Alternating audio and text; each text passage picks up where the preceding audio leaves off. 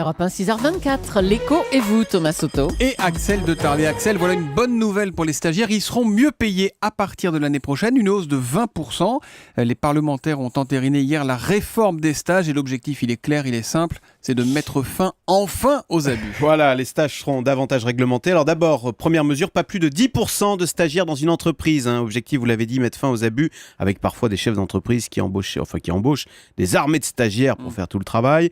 Deuxième mesure, la rémunération, revue à la hausse, plus 20%. Ce sera donc au minimum 523 € par mois après 2 mois passés dans Ça l'entreprise. compte pas les 2 premiers mois, mais à partir du Voilà. troisième mois. Exactement. D'accord, 523. Troisième point, le stagiaire pourra automatiquement bénéficier d'avantages tels que l'accès à la cantine d'entreprise, les tickets restaurants ou encore le remboursement de ses frais de transport. Voilà. Alors évidemment, on se dit que c'est très bien pour les stagiaires, mais on peut se demander aussi si ça risque pas de freiner un peu l'embauche de stagiaires dans les entreprises. Et ben voilà, c'est ça le risque. Et c'est d'ailleurs très symptomatique de ce gouvernement qui d'un côté dit on veut simplifier, alléger les contraintes, baisser le coût du travail, et puis dans la pratique, il fait le contraire. Alors même si on comprend bien la volonté de mettre fin aux abus, mais enfin, effectivement, ce sont de nouvelles contraintes qui pourraient faire hésiter un chef d'entreprise.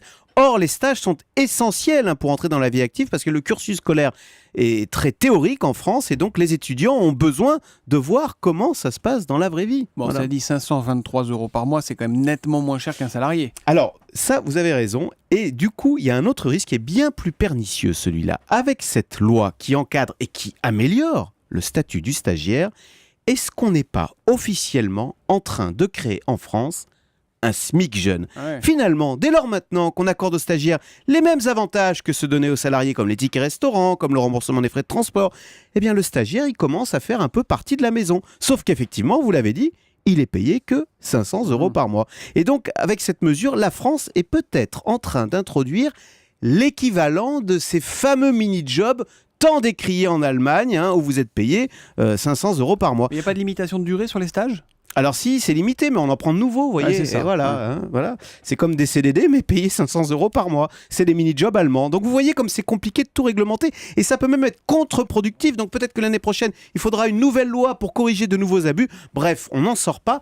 Et ça, c'est une maladie bien française. À force de réglementer, c'est comme ça que chaque année, notre code du travail s'épaissit un peu plus. Axel, on se retrouve à 7h10. Nous parlerons de quoi tout à l'heure ? Alors d'Arthur, l'animateur de télé Arthur, qui serait parti s'installer en Belgique pour payer moins d'impôts.